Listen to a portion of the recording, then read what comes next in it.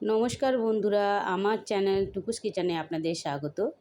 বন্ধুরা, আজকে butterscotch ice cream recipe নিয়ে এসেছি। আর এটা কোনো রকমের প্যাকেটের আইসক্রিম না, এটা খুবই সহজভাবে দেখিয়েছি।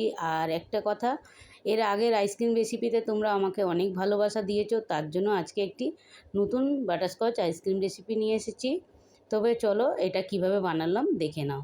তো সবার প্রথমে এখানে আমি কিছু ড্রাই ফ্রুট নিয়েছি। ড্রাই ফ্রুটের মধ্যে আমন্ড বাদাম আর কাজু বাদাম আছে। এটাকে একটু ফাইনলি চপ করে নিয়েছি, করে এটা ড্রাই রোস্ট করে নিয়েছি খুব হালকা, খুব বেশি ভাজার দরকার নেই। একটুখানি গরম হয়েছে, তারপরে আমি এটা বাদামগুলো বার করে নিয়েছি। এইটা বাটারস্কচ যে ক্রাঞ্চ হয় সেটা করার জন্য করছি। তারপরে এখানে 1/4 কাপ দিয়ে নিয়েছি 2 চামচের মতন, বড় টেবিল স্পুনের 2 চামচে নিয়েছি এখানে চিনিটাকে ভালো করে ক্যারামেল করার পরে এখানে 1/2 চামচে নিয়ে নিচ্ছি বাটার। এটা খুব সহজ বন্ধুরা, এটা বাড়িতে করলে খেতে খুব ভালো লাগে। এইভাবে করে ক্যারামেল করার পরে যে ড্রাই রোস্ট করে রেখেছিলাম সেই বাদামগুলো দিয়ে দিচ্ছি। এটা করার একদম হলো একটুখানি নাড়বে না। আর এটা দিয়ে মিক্স করে আমি একটু বাটার পেপারে এটাকে দিয়ে ঠান্ডা করে নিচ্ছি। তারপরে এটা ঠান্ডা করে নেওয়ার পরে এটাকে একটু ভেঙে নেব।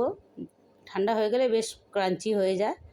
তারপরে এখানে নিয়ে নিচ্ছি 1/4 কাপেই নিচ্ছি 2 cup whipping cream. Whip cream যে কোনো কোম্পানির নিতে পারো, তবে আমি এখানে টপোলাইটের নিয়েছি।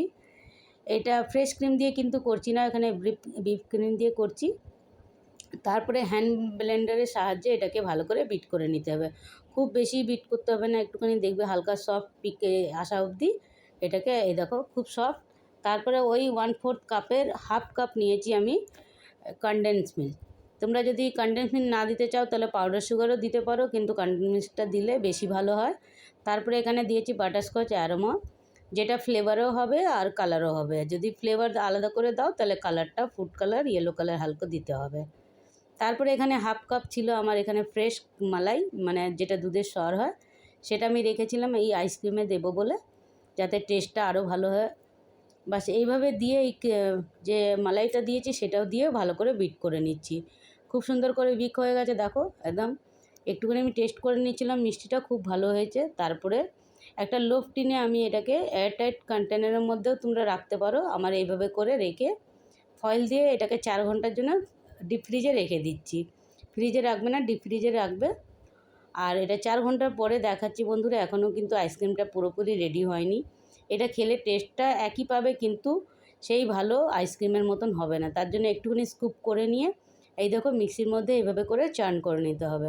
তবে একবারে আমার হয়নি, দুবারে করেছি, তাই জন্য এইভাবে হাফ দিয়ে ওই বাটারস্কচ ক্রাঞ্চটা যেটা করে রেখেছিলাম সেটাকে দিয়ে দিচ্ছি। তারপরে বাটারস্কচ ক্রাঞ্চ পাওয়াও যায়, সেটাও দিয়েছি মিক্স করে। এভাবে করে দুবারে আমি অ্যাসেম্বল করেছি যাতে প্রত্যেকটা বাইটে মুখে আসে। এভাবে করে আবার এয়ারটাইট করে এইভাবে ফয়েল করে এটাকে রেখে দিচ্ছি 8 ঘন্টার জন্য ডিপ ফ্রিজে। পুরোপুরি এটা 8 থেকে 10 ঘন্টার মতন সেট করে নেবে, তবে কিন্তু আইসক্রিমটা খুব ভালো রেজাল্টটা পাবে। দেখো পুরোপুরি 8 ঘন্টা পরে আমি এটাকে বার করে দেখাচ্ছি। আর এটা খুব সহজ বন্ধুরা, সহজভাবেই দেখালাম। অবশ্যই একবার হলেও করে দেখবে, আর করে কেমন লাগলো কমেন্ট করতে কিন্তু ভুলো না। আর এই দেখো এইভাবে করে স্কুপ করতে যাচ্ছিলাম, কিন্তু মনে হলো এটা বার আছে তাই স্লাইস করে কাটি, তাই জন্য এটাকে আবার আমি প্লেটে বার করে স্লাইস করে দেখাচ্ছি। কত ক্রিমি হয়েছে আর কত টেস্ট হয়েছে সেটা আর বলে বোঝাতে পারবো না বন্ধুরা। একবারও হলেও ট্রাই করো। আর চ্যানেলটাতে নতুন হয়ে থাকলে অবশ্যই চ্যানেলটাকে সাবস্ক্রাইব করে নিও। পাশে থাকার জন্য অনেক অনেক ধন্যবাদ। ভিডিওটা ভালো লাগলে একটা লাইক শেয়ার করতে ভুলো না।